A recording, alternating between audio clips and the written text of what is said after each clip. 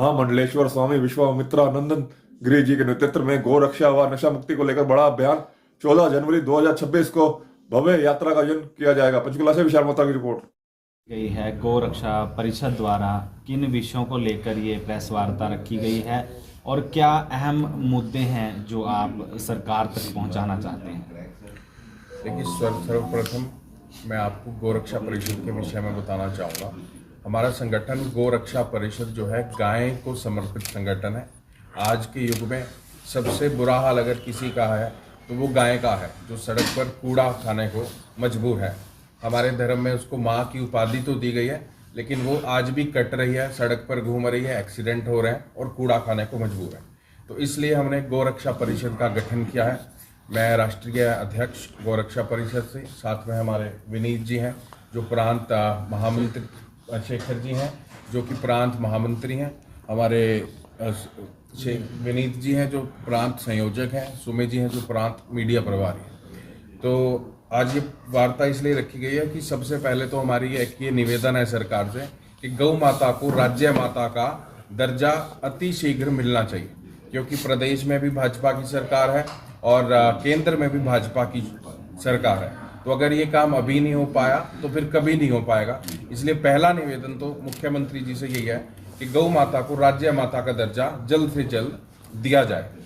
साथ ही साथ हम 14 जनवरी को एक कार्यक्रम रखने जा रहे हैं जो हमारे द्वारा संचालित गौशाला है, नग्गल गौशाला में नशा मुक्ति के खिलाफ एवं गौ माता को राज्य माता का दर्जा दिलाने के लिए हम एक भव्य यात्रा का आयोजन करने जा रहे हैं और यज्ञ का आयोजन करने जा रहे हैं। तो इस जानकारी हेतु आज की ये वार्ता बुलाई गई है। महामंडलेश्वर जी, जो ये यात्रा रहेगी वो कहाँ से कहाँ तक रहेगी और किन विषयों पर इस यात्रा का जो है अनावरण किया जाएगा? ये यात्रा समाज को जागृत करने के लिए, नशा मुक्ति के लिए और गौ माता को राज्य माता का दर्जा दिलाने के लिए बरवाला में निकाली जा रही है। गौ माता को राष्ट्रीय माता का दर्जा दिलाने के लिए पहले भी कयास लगाए गए हैं विभिन्न हिंदू संगठनों द्वारा।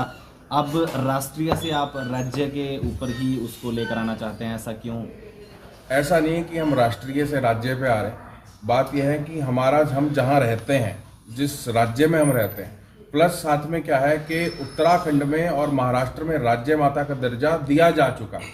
इसलिए वहाँ पर हमारे पास एक रेफरेंस है देने के लिए सरकार को कि जब अन्य राज्यों में ये कार्य हो सकता है तो हमारे हरियाणा में क्यों नहीं हो सकता, जो हरि का राज्य है और जहाँ पर हिंदूवादी सरकार है, वहाँ पर ऐसा क्यों नहीं हो सकता। विभिन्न बुच्चड़ खाने जो हैं खुले हुए हैं हरियाणा में भी और देश के अनेक कोनों में, तो उन पर भी सरकार की तरफ से कोई लगाम नहीं कसी गई अभी तक। तो क्या लगता है कहीं ना कहीं इसमें सरकारी हस्तक्षेप है या किस नज़र से देखते हैं आप इसे? देखिए, सरकार किस लिए मजबूर है ये मुझे नहीं पता, ये सरकार का विषय है, मैं उस पर ज़्यादा जानकारी नहीं रखता। पर अगर ऐसा हो रहा है, अगर बुच्चड़ खाने हैं तो वो अवश्य ही बंद होने चाहिए।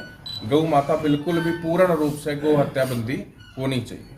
आज से करीबन 5-6 साल पहले जो है पंचकुला के आसपास के क्षेत्र में गोवंश भारी मात्रा में पकड़ा गया था गाड़ियों में, जो बुचड़खानों के लिए ले जाया जाता था। तो उस समय में सरकार द्वारा और उस समय के मौजूदा मुख्यमंत्री ने घोषणा की थी कि गौरक्षा टास्क फोर्स बनाई जाएगी, जिसमें एक पुलिसकर्मी भी तैनात होगा उस टास्क फोर्स के साथ, लेकिन बाद में वो चीज़ नहीं हुई। तो आप कैसे देखते हैं, कैसे रोका जा सकता है इन गोवंश को कटने से, कैसे बचाया जा सकता है? मुझे लगता है कि अगर कोई गौ हत्यारा पाया जाता है तो उसको सीधा सीधा फांसी की सज़ा होनी चाहिए। अगर कोई गाय की हत्या करता है या गाय पर किसी भी प्रकार का कोई शोषण करता है तो फांसी की सज़ा की हम मांग रखते हैं।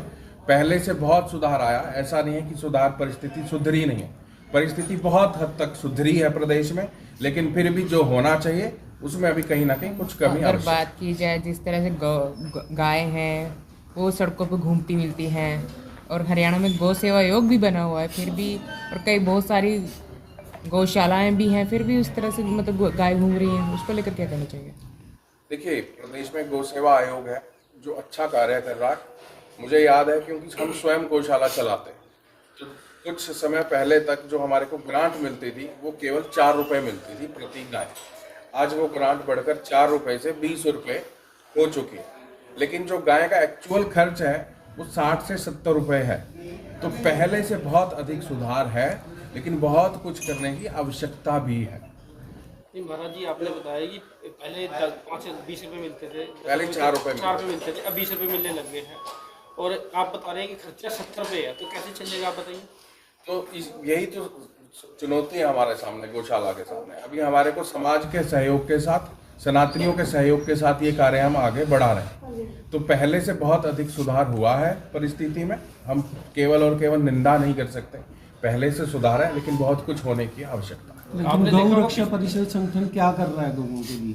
गौ रक्षा परिषद जो है वो अलग अलग तरीकों से कार्य कर रहा है। जैसे कि हमारे द्वारा एक गौ एम्बुलेंस चलाई गई है, जिसमें हम घायल गौ माताओं को, अगर कोई एक्सीडेंटल हमारे पास फोन आता है, तो वहां पर तुरंत जाकर हमारी एम्बुलेंस गायों को अपनी गौशाला में लाकर उनका उपचार करती है। साथ ही साथ हम समाज में जागृति फैलाने का कार्य भी कर रहे हैं। साथ ही साथ हम रात को टोल पर खड़े होकर हमारे जो गो कमांडो, जो हमारे वॉलंटियर्स हैं, हम उनको गो कमांडो की संज्ञा देते हैं। तो हम गो कमांडो तैयार कर रहे हैं। गो कमांडो वो जो गाय की रक्षा के लिए कमांडो की तरह, सैनिक की तरह रात भर खड़ा रहता है।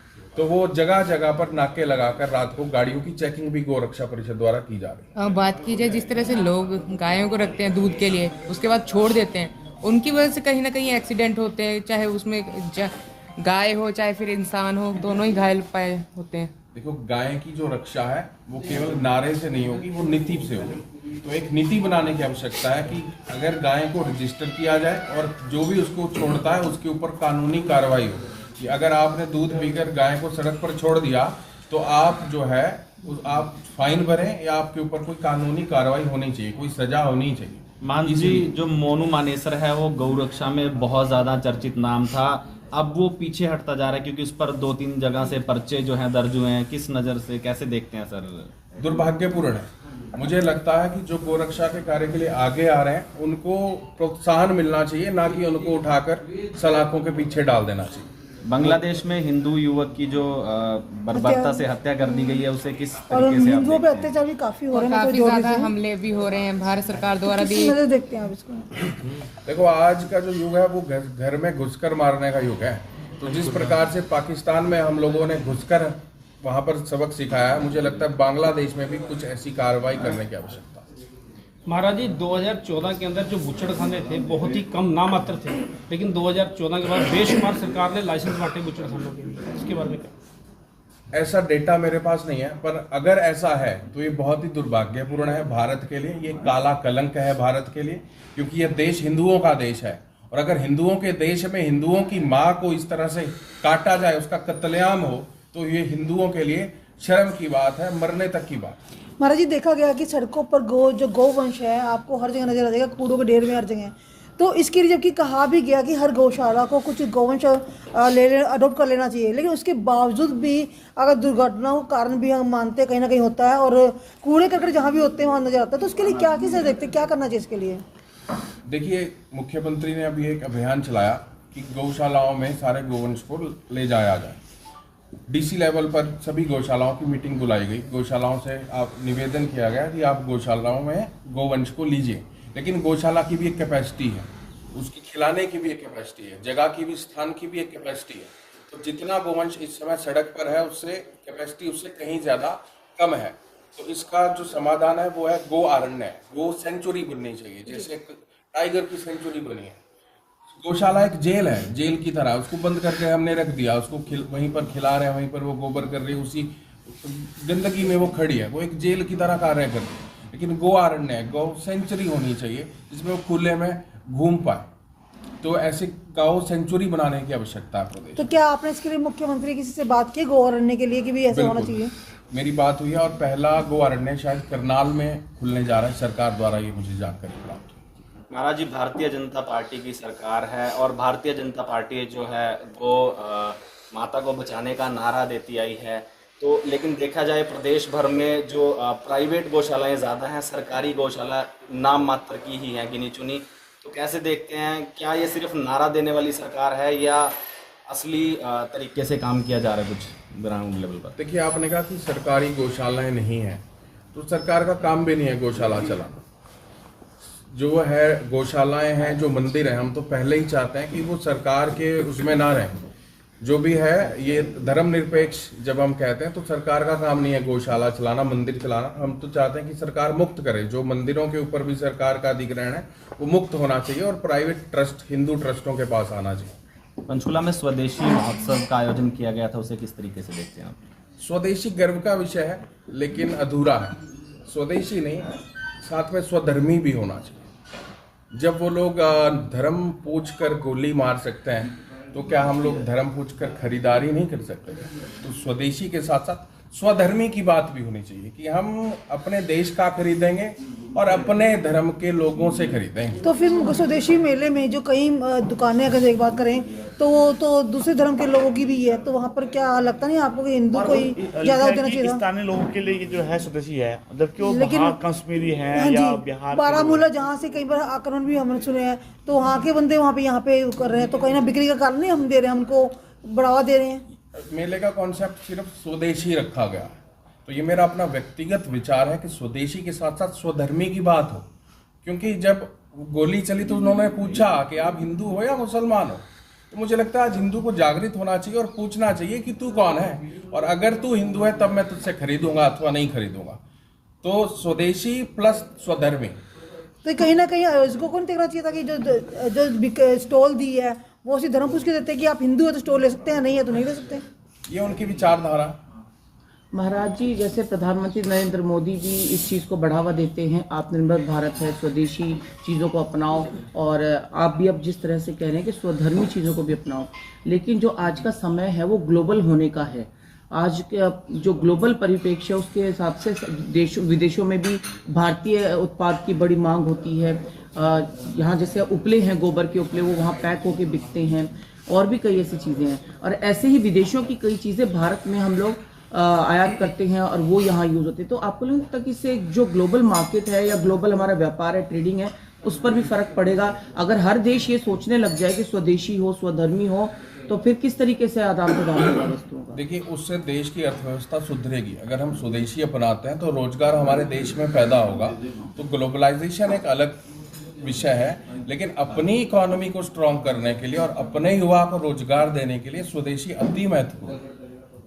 युवाओं के रोजगार की भी आपने जैसे बात की, तो यहाँ के कई युवा ऐसे हैं जो बाहर विदेश का रुख ही इसलिए करते हैं क्योंकि रोजगार सरकार जो है ना रोजगार दे पाती है और उनकी काबिलियत के हिसाब से उन्हें कहीं ना कहीं उतनी तनख्वाह भी नहीं दे पाती है, इसीलिए वो बाहर का रुख भी करते हैं। और ऐसे ही कई दूसरी कंपनियां हैं जो बाहर की हैं, उनके एम्प्लॉयज़ भी यहाँ आते हैं, फॉरेन इन्वेस्टर्स आते हैं। तो उसमें भी आपको लगता है कि उस पर सरकार को टेक लेना चाहिए कि यहीं ऐसे ज़्यादा अवसर पैदा करे? मुझे लगता है कि स्किल डेवलपमेंट एक बहुत बड़ा विषय है। मैं गाय पर रहना चाहता हूँ, अलग अलग मुद्दों पर जाकर मेरी गाय पीछे छूट जाती है, इसलिए क्योंकि मैं गाय पे सेंटर्ड हूँ। तो गाय को भी मैं रोजगार से जोड़कर देखता हूँ कि गाय बहुत रोजगार क्रिएट कर सकती है। मुझे ऐसा लगता है कि अगर गाय के गोबर और गोमूत्र की उपयोगिता पर हम कार्य करें तो आज की युवा को रोजगार भी बहुत मिल सकता है, क्योंकि प्राचीन भारत में गाय ही अर्थव्यवस्था थी। गाय जो है गाँवों की अर्थव्यवस्था गाय से चलती थी। तो आज जब उसका गोबर की उपयोगिता खत्म हो गई और उसके गोमूत्र की उपयोगिता नहीं है तो रोजगार पर भी फर्क पड़ा है। एक और सवाल, गौरक्षा परिषद के आप राष्ट्रीय अध्यक्ष हैं और जिस तरीके से अलग अलग जगहों पर अभी गौशालाएं चल रही हैं, कुछ जगहों पे उत्पाद भी बनने शुरू हो गए हैं, आपने कभी वहाँ पे दौरा किया है? कहाँ क्या कमी है, क्या बेहतर किया जा सकता है? या फिर ऐसे जो लोग गौशाला खोलते हैं उन लोगों को कहीं ना कहीं इस तरह की वर्कशॉप के जरिए ट्रेन करना, इस तरह की कोई प्लानिंग आपकी? बिल्कुल, गौरक्षा परिषद में एक सेपरेट विंग है जिसको कहते हैं गो उत्पाद विंग। तो उसमें हम लोग क्या करवाते हैं, जो युवा सीखना चाहते हैं हम उनको ट्रेनिंग पे भेजते हैं। अभी अगले ही महीने हमारे 10 युवा ट्रेनिंग के लिए हम नागपुर भेज रहे हैं, जहाँ पर ये प्रशिक्षण शिविर लगता है 10 दिन का। तो वो प्रशिक्षित होकर आएंगे, उसके बाद यहाँ पर वो आगे प्रशिक्षण का कार्य चलाएंगे। आज आप पंचकुला में हैं, यहाँ पे हमारे मीडिया एडवाइजर भी हैं सुमित जी, और पंचकुला में बहुत अच्छी अच्छी गौशालाएं हैं, काफ़ी सारे उत्पाद बनते हैं। आप वहाँ का भी दौरा किए? सुमित जी, करवाया आपने महाराज जी को दौरा? जी, ये बीच में पिछले हफ्ते मेरे ख्याल गए थे ना, दौरा करने गए। मैंने जो गाय की खाद बनती है वो देखा है, गाय के उपले से जो बना मैंने देखा है। 45 की गौशाला में काफी वो दिए बनाते हैं। वो तो चंडीगढ़ में, पंचकुला में फिनाइल भी बनता है, पेंट भी बनता है इको फ्रेंडली, और उसके अलावा होली पर रंग उन्होंने बनाए थे वहाँ से ऑर्गेनिक जो है। मेरी जानकारी तो अब सर्दियाँ आ गई हैं लेकिन गौवंश जो हैं और उनको देख रेख ठीक से नहीं होता, तो कहीं ना कहीं ठंड की वजह से भी उनके मतलब नुकसान होता है उनके देह को भी, और बीमार भी होती हैं। हम तो अपनी तरफ से पूरा बचाने की कोशिश करते हैं जी, कि गौ ठंड से भी बचाई जाए, हर बीमारी से भी बचाई जाए। कोई बीमार है तो उसको दवाई भी दिलाई जाए। तो हर चीज़ के लिए महाराज जी बैठे हैं, हर चीज़ का ध्यान रखते हैं, और उसका डॉक्टर भी रख रखे हैं उसके लिए। अब जितना हमसे हो पाता है उतना महाराज जी करते हैं। तो महाराज जी के ही नेतृत्व में कार्य गौ का चल रहा है जी। तो आप किस तरह से पंचकुला में कार्य कर रहे हो गौरक्षा के लिए? मैं तो अभी गौ रक्षा परिषद में नया आया हूँ। अभी महाराज जी से बहुत कुछ सीखना है। अब धीरे धीरे सीखेंगे और आगे कार्य करते रहेंगे। कोई आपसे रणनीति मैं नहीं है पूछना आपने? चाहती मैं एक बार करूँ ना, मैं एक बार पूछती हूँ आपसे। मैं पूछना चाहती हूँ कि जैसे गाय माता को तो रख लेते हैं, जैसे गौशालाओं में कई लोग हैं, रोड पे घूम रही है तो रख लेंगे।